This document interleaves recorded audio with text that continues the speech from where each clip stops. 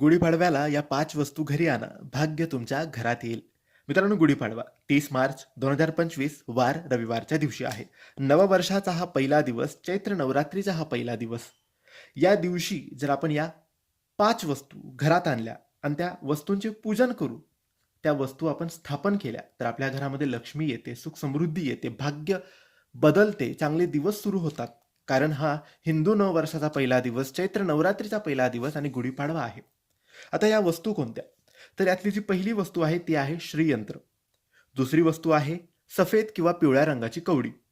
तिसरी वस्तू आहे शंख. चौथी वस्तू आहे मोरपीस आणि पाचवी वस्तू आहे कासव.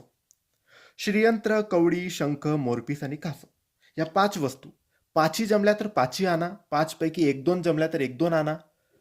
त्यांचे अभिषेक करा, देवघरात ठेवून त्यांचे पूजन करा आणि कायमस्वरूपी देवघरातच त्या वस्तू स्थापन करायच्या.